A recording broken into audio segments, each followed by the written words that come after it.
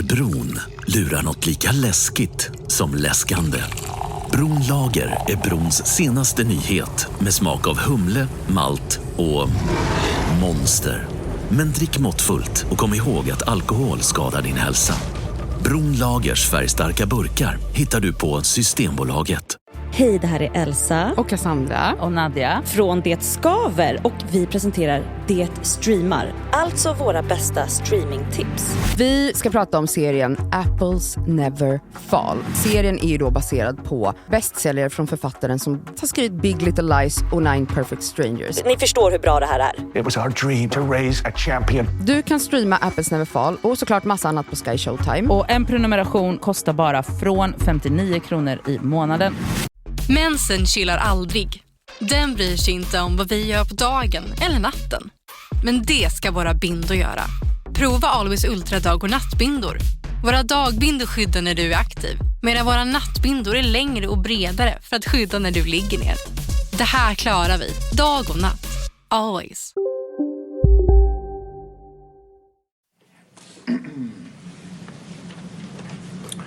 We are on the record at the beginning of media number 1, volume 1.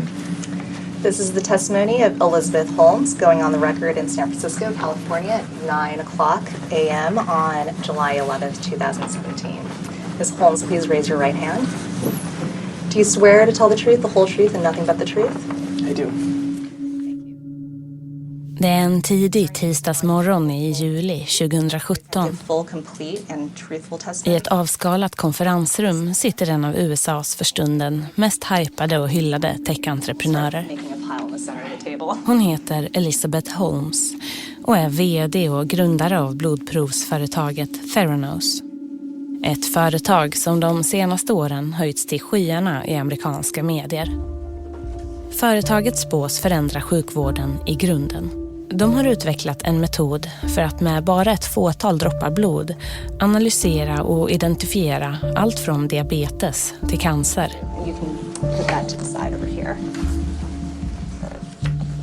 Hypen är enorm och den unga vdn, Elizabeth Holmes, samlar in ofantliga belopp i investeringar och donationer.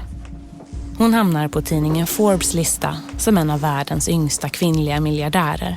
Och hon jämförs med sin stora idol, Apple-grundaren Steve Jobs. A healthcare pioneer is being compared to visionaries like Bill Gates and Steve Jobs. This morning, Elizabeth Holmes sprider mängder av glossiga tidningsomslag och sitter i oräkneliga tv-soffor. Hon går på galor, vinner priser och syns på mingelbilder med Hollywood-kändisar. This is a revolutionary company that threatens to change healthcare the same way that Amazon changed retail, or Intel and Microsoft changed computing, or Apple, yes, changed the cell phone. It could be that huge. Hon både bjuds in till och tar emot besök från Vita huset. Allt detta på grund av hennes patenterade teknologi som spås förändra det medicinska landskapet för all framtid. Do you want to know about every element of your health? Most people would say yes.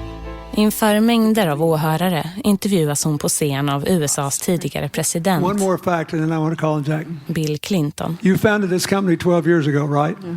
Tell him how old you were. I was 19. Yeah. So don't worry about the future. We're in good hands. It's okay.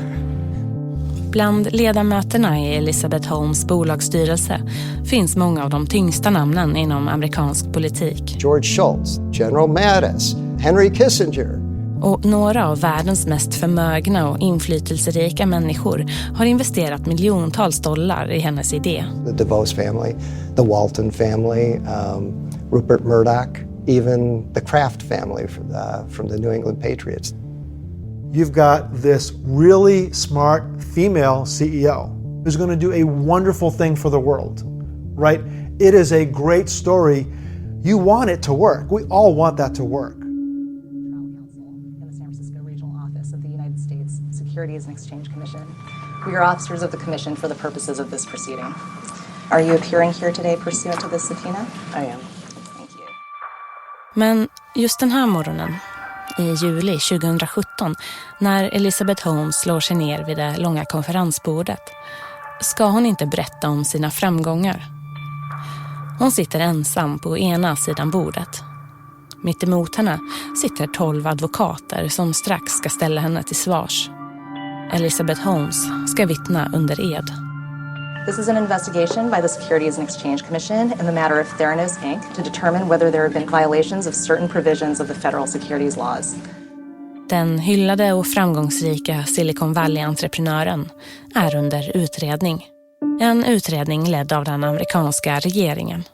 Hon misstänks vara delaktig, eller kanske rent av drivande, i ett av de största bedrägerierna i amerikansk techhistoria. Hon riskerar upp till 20 år i fängelse. Och hennes företag, en gång värderat till $10 miljarder, är nu värdelöst. Did it concern you that a number of tests weren't working on Theranos' devices? I know that we made mistakes. It's a story of greed, and it's a story of incredible deception. Did you ever tell investors that you had a romantic relationship? It's just a moral breakdown at the highest level. I should have known that things were much wronger than they should have been. Det här är Uppgång och fall. The Dropout. Berättelsen om Elizabeth Holmes och Theranos. I think it's probably the most interesting fraud case I've dealt with. Bernie Madoff would be second. And I got to be honest, even talking to you guys now, there's still a part of me that has fear. I think they're very similar people. Smart, charming, bullies. Everyone who invested in Theranos lost it all. This is what happens when you work to change things. First they think you're crazy, then they fight you, and then all of a sudden you change the world. I 6 avsnitt kommer vi höra tidigare anställda på Theranos berätta. Och vi kommer höra patienter, styrelsemedlemmar och investerare. Människor som allihop på olika sätt trollbands och lurades av Elizabeth Holmes. Den här serien är en samproduktion mellan ABC Radio, Nightline och oss på Just Stories. Originalintervjuerna är i de flesta fall gjorda av den amerikanska journalisten Rebecca Jarvis. Och ni kommer höra henne ställa en del frågor i avsnitten. Glöm inte att prenumerera på Uppgång och fall i din poddspelare för att inte missa när nya avsnitt släpps. Jag heter Josefin Patzauer och det här är The Dropout, första delen. Att skapa en myt.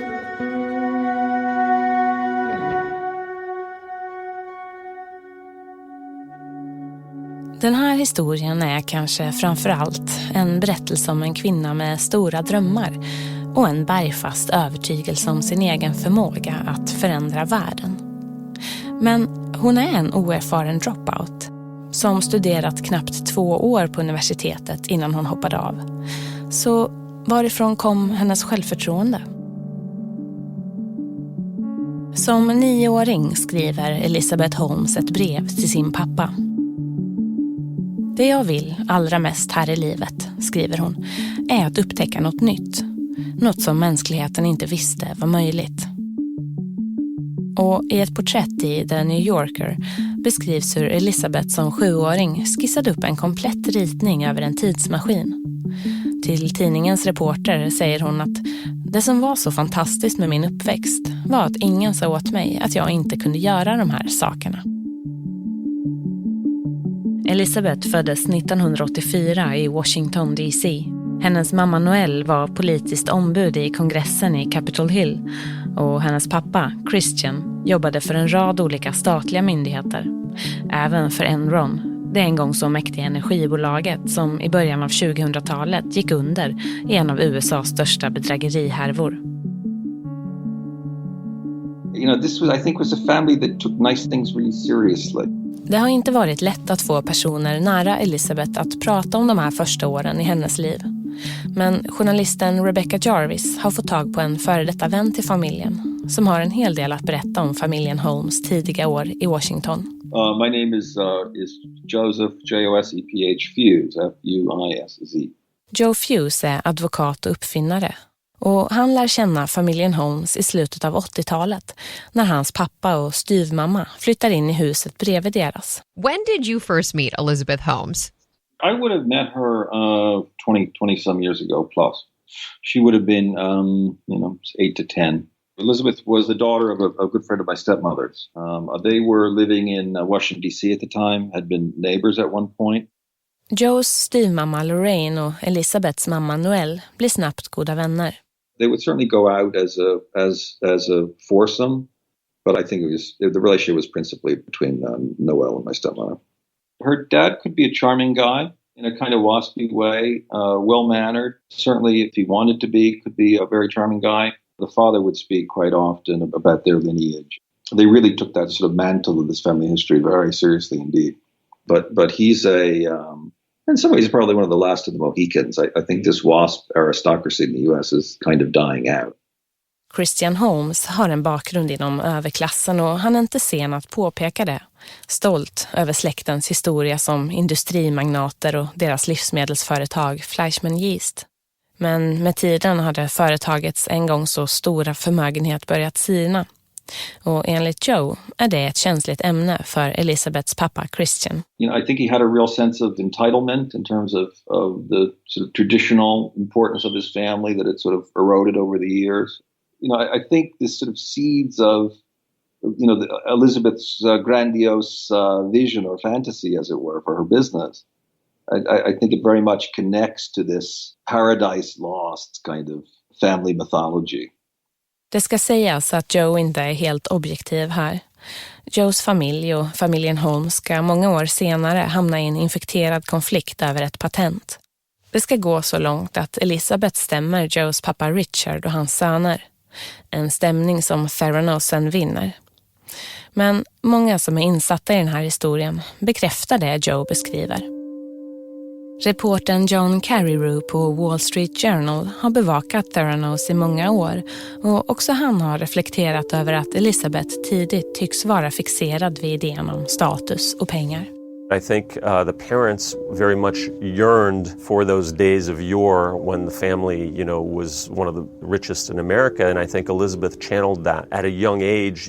There's an anecdote where she's 9 or 10 years old and she's asked by a relative the question that every boy and girl is asked eventually, which is, what do you want to do when you grow up? And she answers immediately, I want to be a billionaire. And the relative says, don't you want to be president? And she says, no, the president will marry me because I'll have $1 billion. Elizabeths driv och målmedvetenhet visar sig redan i skolan. Hon är en toppstudent som löptränar och pluggar mandarin på helgerna. Hennes fysiklärare från high school, Errol Turk, beskriver henne så här. When I think of Elizabeth Holmes, the biggest thing that comes to mind is her poise. And I remember when I had her in class, I remember just the way that she carried herself, almost like a dancer carries herself on stage with this kind of can-do attitude, chin up. So she was always very composed.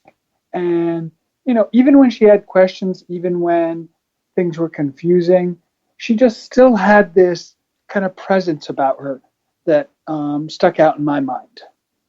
She's the kind of student that I could hand my car keys to, and I know it'd come back safe and with a tank full of gas. När det är dags för Elizabeth att söka till universitetet är valet enkelt. Hon vet precis var hon vill gå. Stanford University, i hjärtat av Silicon Valley. So Elizabeth was brought to me by a person who'd been the former president of Panasonic, saying to me that she was this brilliant girl and she had this wonderful business idea. Det här är Phyllis Gardner, professor i medicin på Stanford sedan 30 år. Hon har sett många begåvade studenter komma och gå. Första gången Phyllis möter Elizabeth är när Elizabeth som 19-åring söker upp henne för att pitcha sin nya affärsidé. The idea was simply that she was going to make a microfluidic patch to sample blood to test for infectious organisms and then deliver antibiotics through the same microfluidic channels. Now, that's not possible because antibiotics are not potent, and I don't want to go into the details. But I kept saying to her, that doesn't work. The reason antibiotics hang over you in bags of fluid when you're doing it this way is because they're not potent, and you can't put it through a microfluidic channel. Phyllis förklarar för Elizabeth att det hon vill göra är omöjligt. Hennes idé är spännande, men för att förverkliga den så skulle hon behöva ändra på fysiken och kemins lagar. Det är svidande kritik från Phyllis Gardner, men den har inte alls den nedslående effekt man hade kunnat förvänta sig. Tvärtom tycks den fort rinna av Elizabeth. Just kind of blinked her eyes and nodded and left. It was just a 19-year-old talking who'd taken one course in microfluidics, and she thought she was going to make something of it. Elizabeth ger inte upp. Hon söker stöd för sin banbrytande idé hos en annan av sina lärare, Channing Robertson. En av de mest respekterade och omtyckta professorerna på Stanfords ingenjörsutbildning. All my exams are take-home. Take as much time as you want. That's the way life is. You're going to be given problems in life, and you're going to be able to go sit someplace quiet and think about them and not have the stress of an exam. I did horrible on exams. I förhör berättar Channing Robertson om hur det gick till när han först lärde känna Elizabeth. I first met her when she came to my office when she was a freshman at Stanford in, I believe it was the fall of 2002. She inquired as whether or not she could work in my lab. Under ett skollov ägnar Elizabeth 5 dagar åt att sammanställa en patentansökan för sin idé. Ett slags plåster med förmågan att såväl testa patienter för sjukdomar som att utsöndra vissa läkemedel. Trots att idén bara är just en idé, teoretiskt beskriven men inte praktiskt testad, så imponerar den på professor Robertson. Han tror på Elizabeth. Men Phyllis Gardner är inte övertygad. He was her mentor, and he was heavily involved in the company from day one, at which point I became quite disappointed. In him? Mm. And I've told him so twice. And what did he say? He's an affable enough guy who says it's going to work and everything's fine. I introduced her to a couple of venture capitalists that I felt would sit down and chat with her about her vision and her aspirations. So how did Elizabeth Holmes convince you to become a director? It didn't take much convincing. I was very intrigued by her vision and felt it would be a really interesting proposition to be engaged with. She asked me if I would be on her board, and I said yes. Många år efter deras första möte intervjuas Channing Robertson i tidskriften Bloomberg Business Week. Då säger han så här: Jag tror att vissa människor bär på förutsättningarna att bli en Mozart, Beethoven, Newton, Lavoisier, Einstein eller Da Vinci. Och att de är sällsynta, några få i varje generation. De av dessa människor som sen blir forskare, konstnärer eller musiker tror jag har en alldeles särskild förmåga. Och det blev allt tydligare för mig att hon hade det. Jag befann mig i närheten av en person som inte liknade någon eller något jag tidigare upplevt.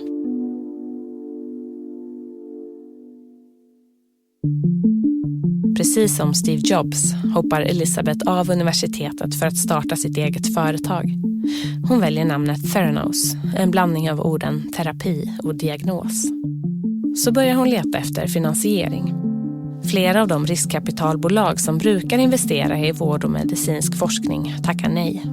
I de kretsarna finns många läkare och forskare som inte köper Elizabeths idé. De tror helt enkelt inte att den är genomförbar. Men Elizabeth lyckas övertyga några förmögna familjer att investera miljontals dollar i Theranos. Så finansieringen börjar falla på plats. Och i Channing Robertson har hon en ansedd Stanford-professor som backar henne. Så i mars 2004, efter knappt 2 år på universitetet, hoppar Elizabeth av studierna på Stanford för att fokusera helhjärtat på sitt nya bolag. Men nu har själva grundidén förändrats. Istället för medicinska plåster är hennes plan att skapa en portabel blodprovsmaskin som med bara 1 eller 2 droppar blod skulle kunna göra avancerade blodanalyser. Och med tanke på att miljoner människor lämnar blodprover varje dag är det här en idé med potential att förändra världen. Patienten skulle inte längre behöva utsättas för den smärta och det krångel som traditionella blodprov innebar. Inget mer letande efter vener, inga felstick eller blåmärken. Med Theranos nya teknik är allt som behövs ett litet stick i fingret. En enda droppe blod för att utföra komplexa blodanalyser.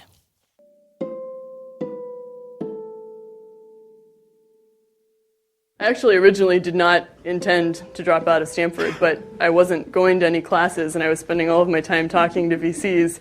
And so then logistically it just seemed like a waste of money because I was, taking 20 units and I wasn't showing up. So then I just made a decision that I was going to figure out how to make it work. I februari 2005, mindre än ett år efter att hon startat sitt företag, har Elizabeth fått in $6 miljoner i investeringar. Och hennes gamla Stanford-professor Channing Robertson har börjat jobba i Theranos bolagsstyrelse på heltid. Och Elizabeth ska rekrytera fler namnkunniga styrelsemedlemmar. En av dem är Donald Lucas Senior, känd för att ha ett öga för unga begåvningar. Han var tidig med att backa Larry Ellison, grundaren av den amerikanska databasjätten Oracle. Och han tycker sig se en liknande potential hos Elizabeth. I den här intervjun, som spelades in som en del i ett projekt på Berkeley, University of California år 2009, hör vi Don Lucas.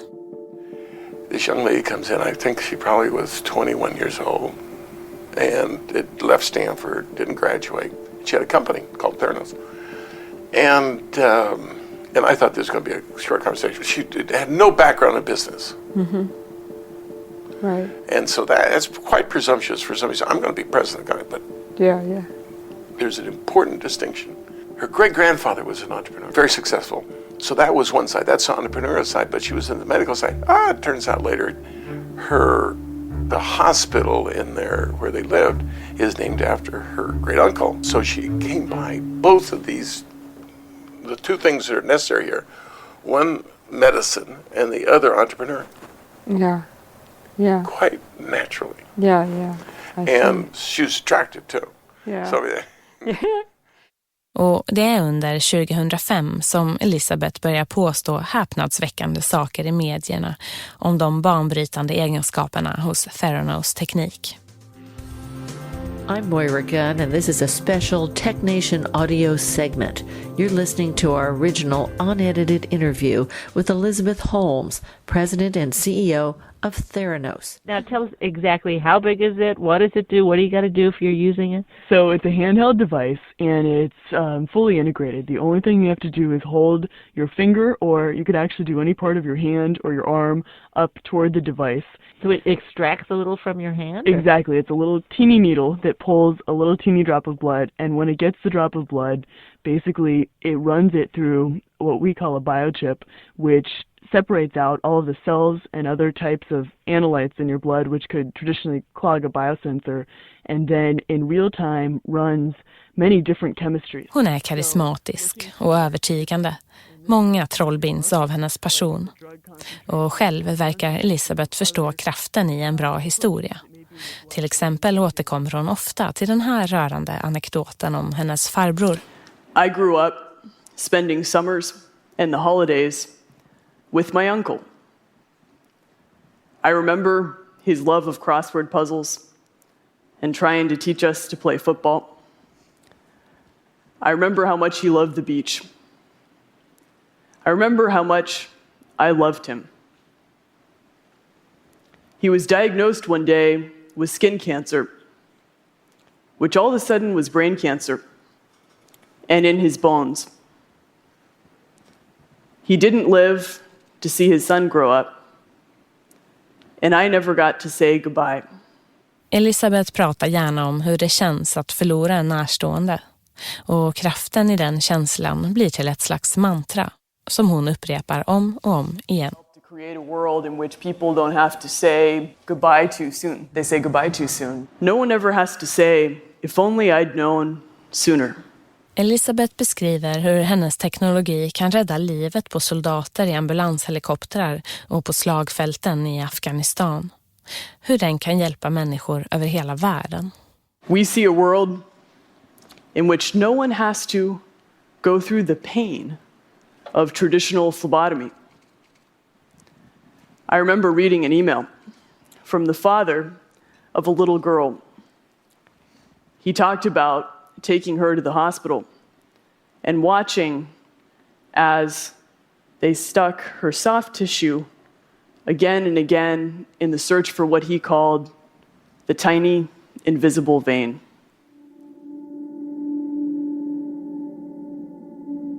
Elizabeth vill bli sedd som en revolutionär. Hon vill göra avtryck, förändra människors liv för all framtid. Personer i Elizabeths närhet vittnar om att hon under den här tiden ser på sig själv som nästa Steve Jobs. Theranos växer snabbt. För att förverkliga idén. Hej, Martin Jonsson här. De flesta kanske känner igen min röst som den ena halvan av duon som grundade Spår. Men jag är också ansvarig utgivare här på Third Ear Studio. Det är vi som bland annat gör podden som du lyssnar på just nu. Och grundstenen i alla poddar vi gör är journalistik. Och journalistik tar tid. Historierna vi berättar är väl researchade, noga genomarbetade och frammejslade inte bara av reportern vars röst du hör, utan av en hel redaktion. För att kunna fortsätta med det här och göra ännu mer innehåll ansökte vi om det statliga mediestödet. Det är ett stöd som delas ut till medier över hela landet för att bidra till en mångfald av nyheter. För det tycker vi att vi gör. Tyvärr delar inte mediestödsnämnden den bilden. Det ska handla om Mediemyndighetens beslut att inte låta poddbolaget Third Ear Studio få del av det nya mediestödet. Deras motivering är att företaget gör journalistiskt innehåll men att deras poddar inte utgör den regelbundna och kontinuerliga bevakning av nyhetshändelser som kvalificerar till mediestöd.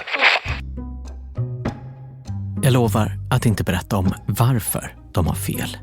Utan jag vill istället be dig som lyssnar om hjälp. För vi behöver ditt stöd mer än någonsin. Lyssnar du på Spår, Uppgång och fall, Skuggland eller En mörk historia och även vår nyhetssatsning som också precis släppts, Hoppar och fall, och i bästa fall tycker om det vi gör, stöd oss gärna genom att bli betalande prenumerant. Det kostar 69 kronor i månaden. Alltså ungefär lika mycket som en billig öl numera. Ditt stöd har aldrig varit viktigare. Så gå in på www.thirdear.studio och tryck på den blåa prenumerera-knappen i högra hörnet. Tack och trevlig lyssning.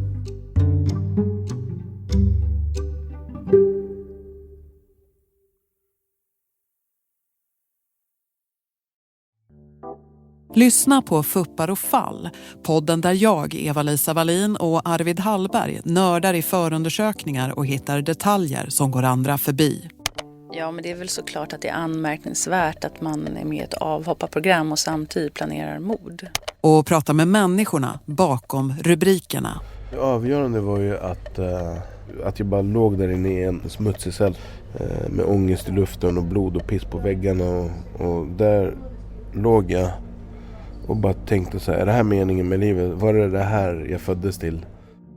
I Hoppar och fall tar vi på Third Ear Studio med dig som lyssnar in bakom kulisserna på de mest brinnande historierna från krimvärlden. Nytt avsnitt varje torsdag. Under bron lurar något lika läskigt som läskande. Bron Lager är brons senaste nyhet med smak av humle, malt och monster. Men drick måttfullt och kom ihåg att alkohol skadar din hälsa. Bron Lagers färgstarka burkar hittar du på Systembolaget. Om ett avancerat stick i fingret blodprov behöver Elizabeth rekrytera ett stort team av tech-kunniga. Och hon vill att Theranos, precis som Apple, ska sätta produktens utformning och design i första rummet. Elizabeth was very obsessed with Apple. A lot of the folk that she hired during our period were ex-Apple. Det här är Anna Ariola, före detta produktdesigner på Apple. Hon älskar minimalistisk design och var en av dem som var med och designade iPhone. Hon blir en av Elizabeths första rekryteringar och en stor fjäder i hatten för Theranos. When I was asked to meet this particular person who was leading this stealth startup, I didn't know who it was at the time, and it was a bit of a clandestine meeting, and it turned out to be Elizabeth Holmes. Första gången Anna träffar Elizabeth fascineras hon som så många andra av Elizabeths passion, energi och hennes hypnotiska förtroendeingivande röst.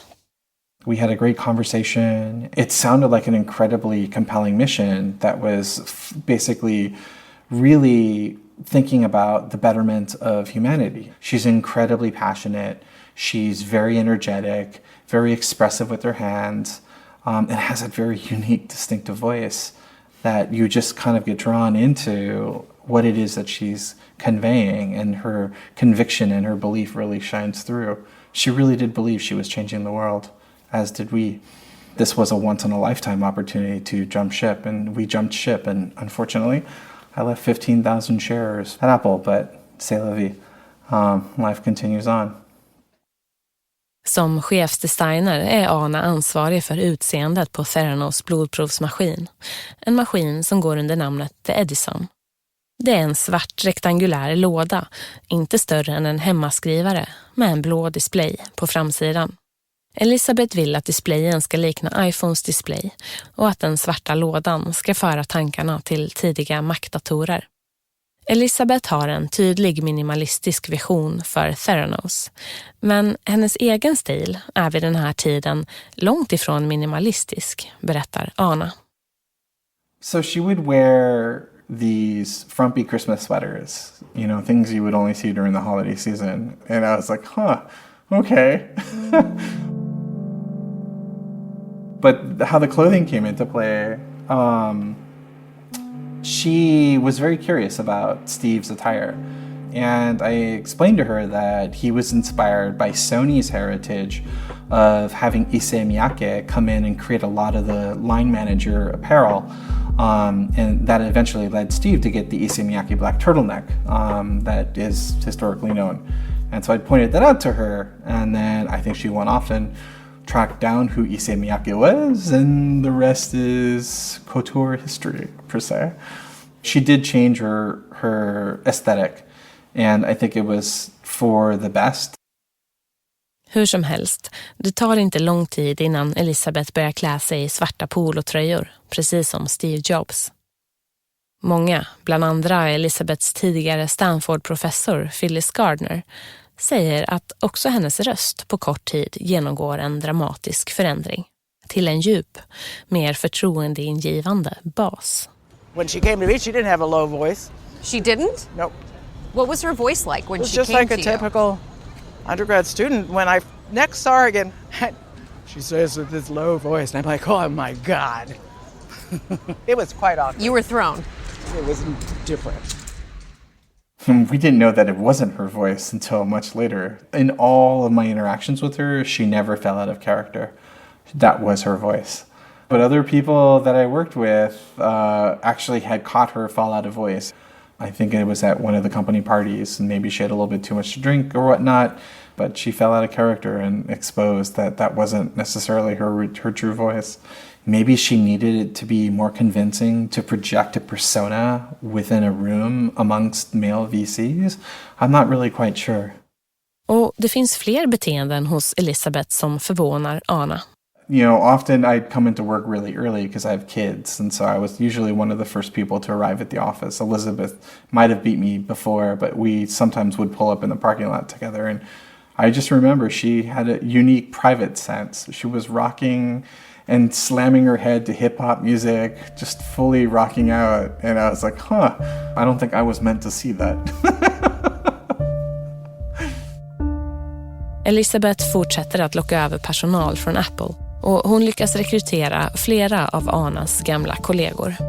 Justin Maxwell och Adam Vollmer börjar på Theranos kort efter Anna. Let's talk about what you were each hired to do at Theranos. So Justin, starting with you, what were you hired to do for Theranos?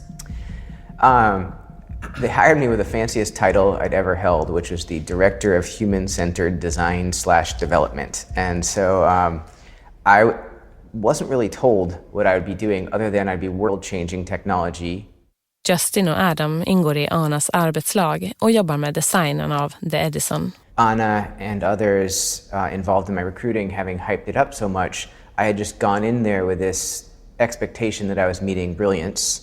And so that thinking that I was meeting the next Steve Jobs, next Zuckerberg, something like that, that just created this impression of I was in awe of this person's drive. So for me, this was something that could make a positive dent on humanity. Adam är ingenjör och ska jobba med mjukvaran i blodprovsmaskinen. Generally, I was like, yeah, this is somebody I want to come work for. We wanted to see her become that billion-dollar leader. Like everybody wants to work for the next Steve Jobs. Men det dröjer inte länge innan Justin inser att produkten som han anlitats för att designa är långt ifrån färdig. Det finns fortfarande ingen teknologi att fylla den Apple-inspirerade lådan med. Like there was an overall feeling of like, we have absolutely no need for Apple designers here. That didn't make sense at first, but then as we started to learn from people saying the tech doesn't work or the science isn't matching up, then we understood, oh right, that's why you don't want us here. It's not because you don't like us as people, it's that like we actually can't provide value to this company right now if the foundation isn't working. Dessutom, berättar Justin och Adam, blir det tydligt att Elizabeth medvetet skapat en stuprörsorganisation där ingen av medarbetarna har insyn i någon annans område. Och de beläggs med tystnadslöften, förbjuds att sprida vidare sånt som enligt Elizabeth är affärshemligheter. Resultatet blir en arbetsmiljö där den ena handen inte vet vad den andra gör. Yeah, it was beyond micromanaging. It was like actively kind of trying to foster this competition, or I don't know how you... It was a complete distrust for the organization that she'd built under her. Men trots kaoset som råder på Theranos vid den här tiden så gör Elizabeth ännu en tung rekrytering från Apple. Avi Tivanian. Han var Steve Jobs högra hand. Han ledde mjukvaruutvecklingen för Mac OS 10. Han har till och med en roll i filmen om Steve Jobs liv. Avi Tivanian is our chief software designer, and he wrote a demo program. It's like we built a great car, we haven't built the engine. So we put a golf cart battery in there to make it go for a little bit. Avi ansluter till Theranos styrelse 2006. Men han blir snabbt frustrerad över vad som möter honom där. I think what she didn't expect was that I would actually ask a lot of questions, and that if things weren't going as they should be going, that I would ask tough questions. How would she respond when you would ask tough questions? You know, she was really good at, I would say, deflecting them. So it was generally probably, I would say, more of a non-answer or an evasive answer, which is, we don't have the contract right now, maybe I can get that for you later, things like that. Och Avi är inte den enda som blir förvirrad av hur företaget sköts. Folk anställs och sparkas i snabb takt. Här är den tidigare Apple-designern Justin igen. Elizabeth did do a great job of recruiting amazing people. I would watch those people that I trusted disappear. Our office was right next to the general counsel and the head of business development, both of whom were people I just had tremendous admiration for. They were extremely sharp and knew the industry very well, and they just vanished. And then I think like 2 weeks after I started, the CFO was just like promptly fired or just disappeared, right? And that was disconcerting. Och Anna, Theranos chefsdesigner, lägger märke till samma sak. She did not want to hear other people's opinions. She wanted positive results. I think that, you know, anyone who basically told Elizabeth no and disagreed with her perspective and point of view, you were immediately terminated. It was just a very unusual environment.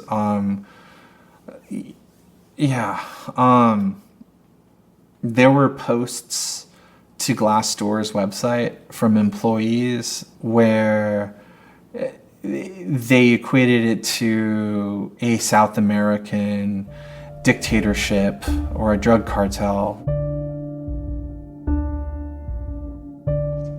How would you describe the culture of Theranos? Justin?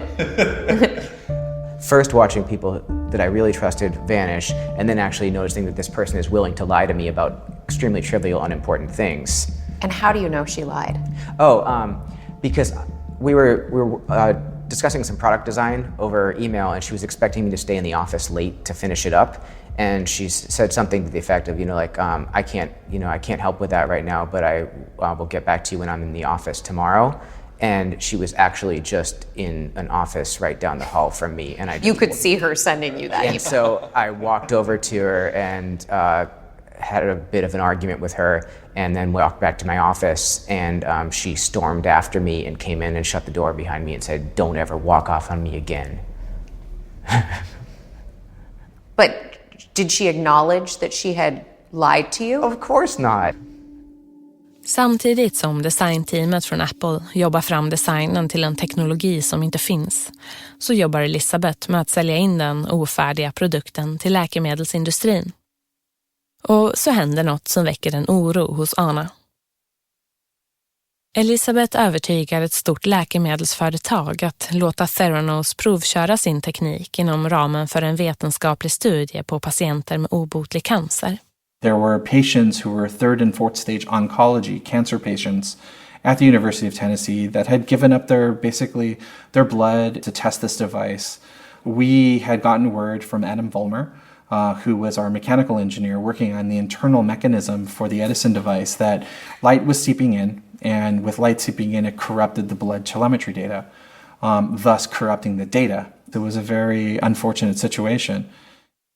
Anna, som ansvarar för designen och utseendet, får veta från Adam, som arbetar med mjukvaran, att maskinen inte fungerar som den ska.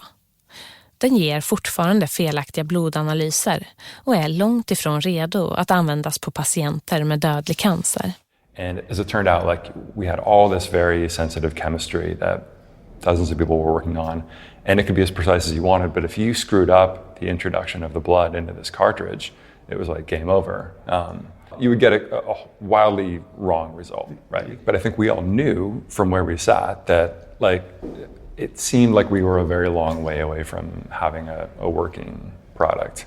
Our going into the study felt utterly premature relative to where we were at. They just weren't, we weren't generating reliable, reproducible data. Men vad Theranos anställda inte känner till är att testresultaten aldrig var tänkta att användas som underlag för cancerpatienternas behandling. Testerna görs bara i forskningssyfte, men den informationen undanhåller Elizabeth för de flesta på Theranos. Did you raise a red flag? Did you internally say, I think this is a problem? That sort of feedback just went, generally ignored. After enough cycles of that, it just felt like there were people like myself and others who disagreed with a lot of these decisions, and that just was being overlooked again and again. Anna konfronterar också Elizabeth. That information was suppressed, and so I said, I'm going to take this to Elizabeth directly and have a conversation with her, of which I did. And she basically conveyed to me that I should not intervene, that this is an incredibly critical juncture in the company's current fundraising. And I was like, that's unacceptable from an ethical perspective. I just cannot stomach it. And I confronted her with this information, and she gave me an ultimatum. Suppress it and continue on as business as usual.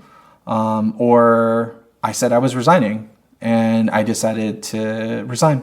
And I'd slipped my resignation letter underneath her door and under the head of HR's door, and I left for home. She inevitably found out that I had resigned, and she frantically tried calling me. I would not take her phone calls. I just literally had nothing I wanted to do with that company anymore. Annas uppsägning kommer som en blixt från klar himmel för hennes tidigare rekryter Adam och Justin. Anna just said, Elizabeth is lying. She told everyone the tech in this situation worked, and it didn't work at all.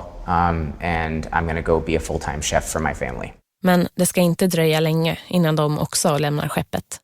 När Justin slutar skickar han 2 ledarskapsböcker till Elizabeth tillsammans med en ovanligt skarp avskedsansökan. Do you mind reading, starting on that second paragraph? Hi, I'm resigning.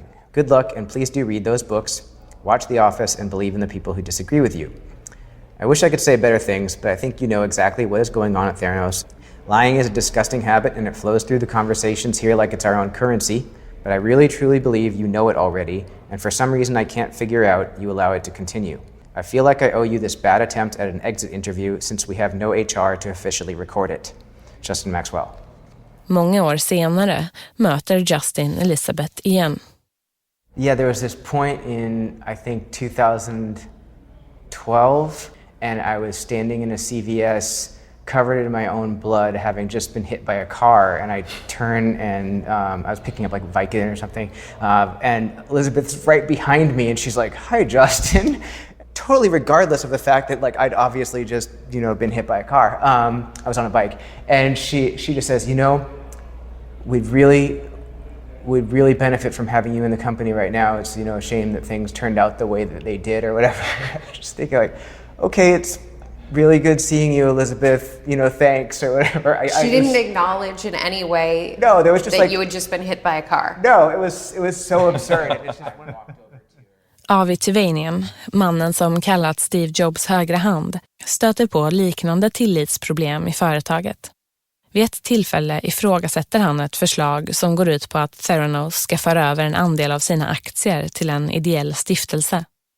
Det låter kanske harmlöst, men det skulle i praktiken innebära att Elizabeth fick ännu mer kontroll över företaget. Because by controlling the foundation, she would have voting control of the shares. It really didn't make any sense to me, and it wasn't that big a deal in the grand scheme of things, other than it didn't make any sense. Word got back to her, I think, that I raised an objection to this, and I think this was like the last straw for her and for me. Elizabeth får höra om Avis missnöje från Donald Lucas, styrelseledamoten vi hörde tidigare i programmet, han som hjälpt Oracle-grundaren Larry Ellisons karriär. Then Elizabeth goes dark on me, and Don Lucas called me, so I went to visit him, and he said, Elizabeth would like you to resign from the board, cutting to the chase. He literally said, you ask too many questions. Vid det här laget är Avi ordentligt irriterad och nu börjar han på allvar ifrågasätta flera av Elizabeth och Theranos påståenden. And it was like, oh, something is very wrong here. All these promises, none of them have happened. All these people involved, they're all gone. And nothing even lined up. And so I pulled this all together, all this information together. I printed it all out. I said, Don, okay, I'm going to give you a choice. I think that there is a chance this company can make this product work. And I would love to stick around with you and help you to make it work. And we probably need to revisit how, Elizabeth's role and everything else and do a few things. I'm happy to stick around and do that. Or if you want, I'll resign. Your choice. He said, I want you to resign. It was like out of a movie. Were you surprised that he said, I'd like for you to resign? I shouldn't have been, but I was. And the reason I was surprised was because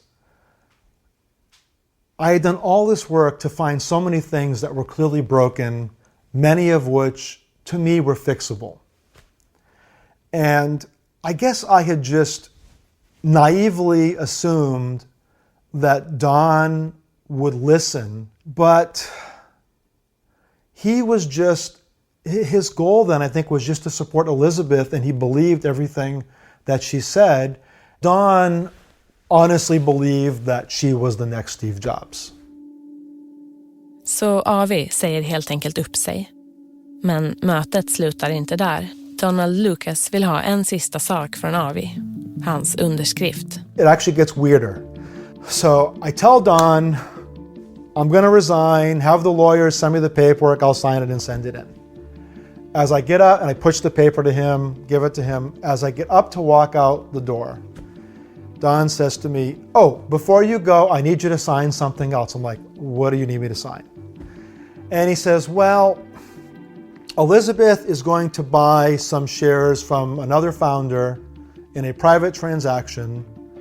And I'm like, Don, I'm not just going to blindly sign something. I'm not even sure that makes sense. And so then I get up and try and leave again. He says, oh, one more thing. I need you to sign your own rights away. I'm like, this is getting ridiculous. And I'm like, I don't even know what this is about. Just have the lawyers contact me and I'll figure it out later. On Christmas Eve that year, as I'm going back and forth with the lawyer, it was literally at like 11 p.m. on Christmas Eve. The general counsel of the company sends me an email saying, we need you to sign this. And oh, by the way, it's come to our attention that you've been disparaging the company and saying negative things to people in general about the company. And a company in our stage cannot afford to be disparaged like this, essentially saying they're going to sue me unless I sign this agreement to give up my rights. Then this is Christmas Eve, I'm getting this email. So they threatened to sue you on Christmas Eve? Yeah, basically. They came about that close from I don't think it was a literal threat, but it was pretty close. Avi rådgör med en god vän som är jurist och bestämmer sig för att ge efter och skriva under dokumenten. I would have won, there's no question. It probably, I think it would have kind of exposed her and exposed the company for, I don't want to say being a fraud, but for not being totally legit.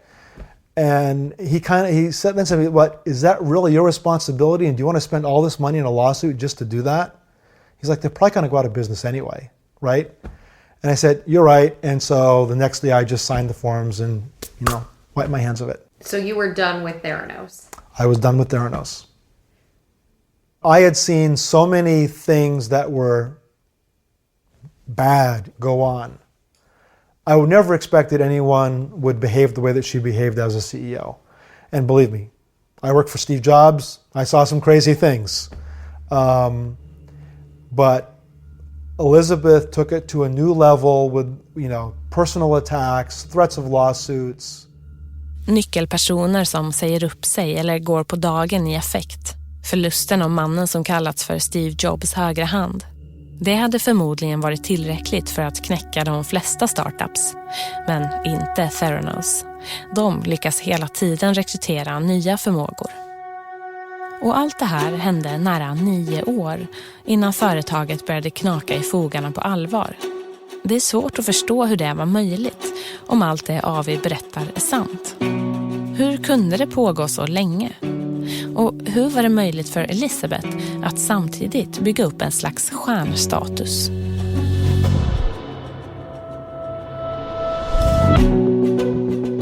I nästa avsnitt. Did you ever tell investors that you and Mr. Balwani had a romantic relationship at the time that you were asking them to invest in Theranos? No. Yeah, there was definitely like a culture of fear. I don't know exactly how it started, but it was definitely there. Du har lyssnat på Uppgång och fall, The Dropout, en samproduktion mellan ABC Radio, Nightline och oss på Just Stories.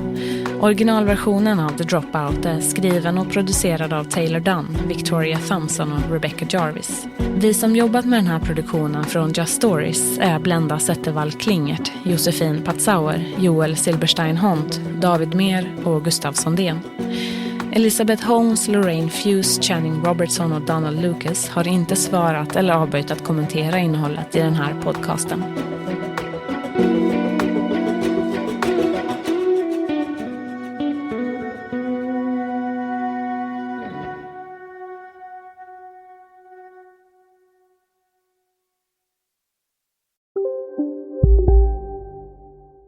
Under bron lurar något lika läskigt som läskande. Bronlager är brons senaste nyhet med smak av humle, malt och monster. Men drick måttfullt och kom ihåg att alkohol skadar din hälsa.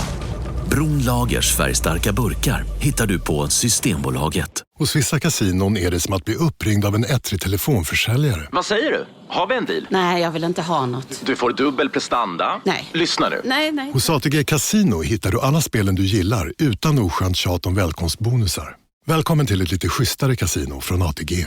För dig över 18 år. Stödlinjen.se. När Sandra öppnade sitt paket från Amazon började hennes hjärta slå snabbare. Vattentät LCD-skärm och pulsmätning. Den här aktivitetsklockan var första plats i Sandras hjärta för sin kvalitet och sitt pris. 5 stjärnor från Sandra. Hitta topprankade produkter till priser du kommer älska. Sök efter vad du än behöver på amazon.se idag.